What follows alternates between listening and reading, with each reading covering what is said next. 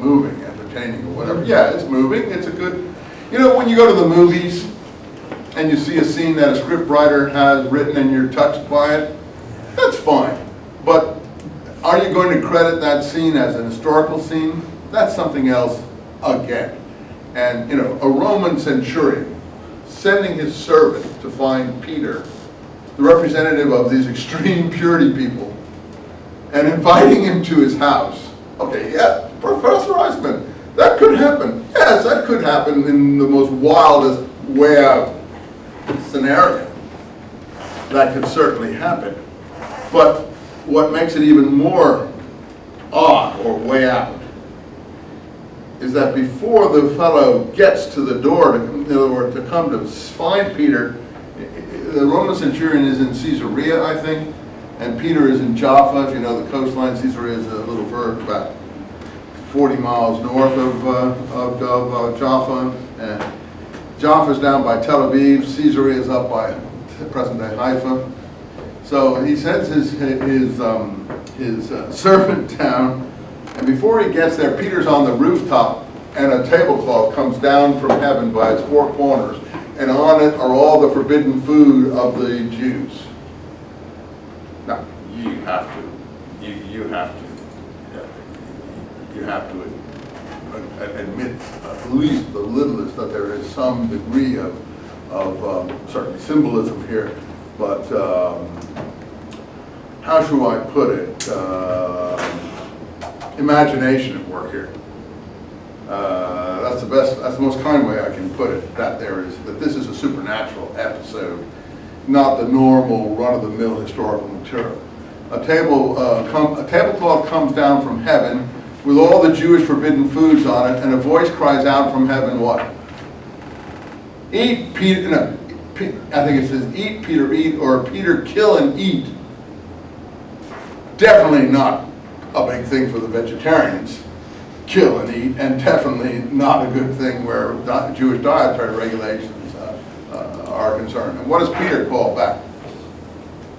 No, Lord, no. I have never eaten any unclean thing. How many are familiar with that? Well, no, I've never eaten any unclean thing. To my mind, that's the historical Peter. I know I'm getting way ahead of you guys here on this stuff, but this is what the background material we have to do the historical Jesus, because Jesus is somewhere in the middle of this.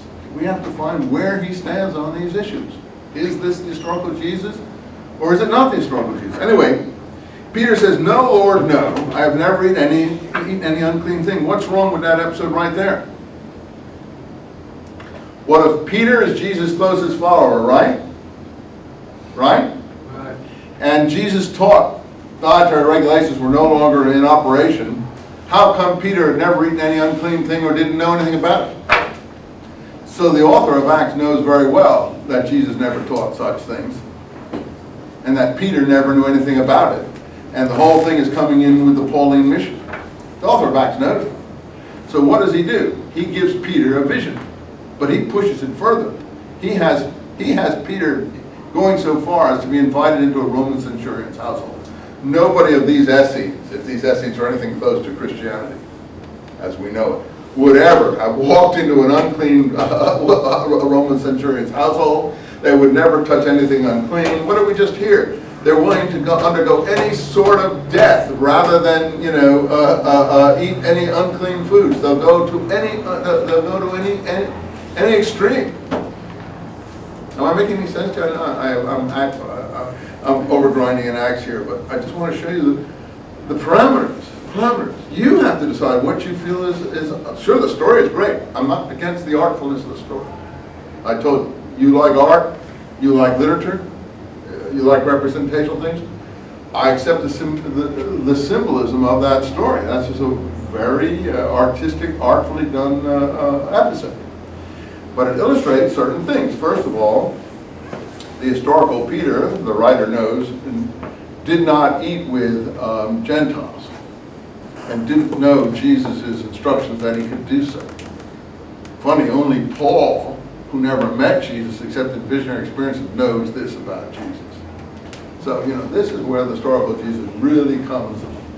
We really have to separate out the Pauline elements from the picture in the Gospels if they're there, from the other elements if they're there. That's part of our charge, which is why reading the essays is so important. So, okay. Anyway, so then the voice cries out 3 times, "Arise, Peter, kill and eat." When did the voice, when did something else happen 3 times in the Gospels vis-a-vis Peter? For the Gospels, Peter is a sort of duffer. He's a good guy, but he's a duffer. He misunderstands the master's message all of the time. I know, I'm really counterculture here. You have to, I start counterculture. Others would never say that about Peter, because they're already totally in awe of literature, totally in awe of the portraits of literature, totally in awe of sainthood. But let's be frank, the Gospels don't like Peter that much. What does Peter do? Jesus is walking on the water, another supernatural episode. Pardon me. Right off the bat, I set aside supernatural episodes. You say, what do you mean? You don't believe in supernatural episodes? Well, frankly, have you ever seen anyone walk on the waters? You say, well, that doesn't prove anything to me, Professor Eisenman. Okay, true. But in the university, the academic, secular university, we have to meet the standards of the physics, math, and computer science departments. We can't meet the standards of the churches, mosques, and synagogue departments. So we have to, those are done in those institutions off the campus. On the campus, our material must stand up to the Descartesian proposition, systematic doubt. That's what a university is about, critical thinking. So in such a context, we have to set aside supernatural episodes. They're not measurable by definition. A supernatural means it's not natural. It's not measurable, so it belongs in the realm of some other place. The university only measures natural things, natural phenomena. So as a teacher, I'm obliged to at least set them aside as an historical element that I'm not able to consider. You follow what I'm trying to say? So something like that. Look, it took me 30 years to get here. I was like you, 25 years old. I believed everything. I took my glasses and threw them into the Bay of Bombay when I was hitchhiking around the world, and I said, now, Lord, give me back my sight.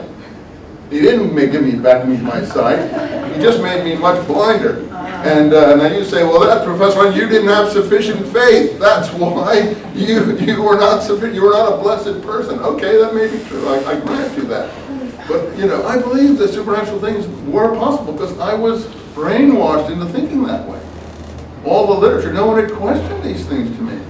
I was not able to separate literary elements from historical elements.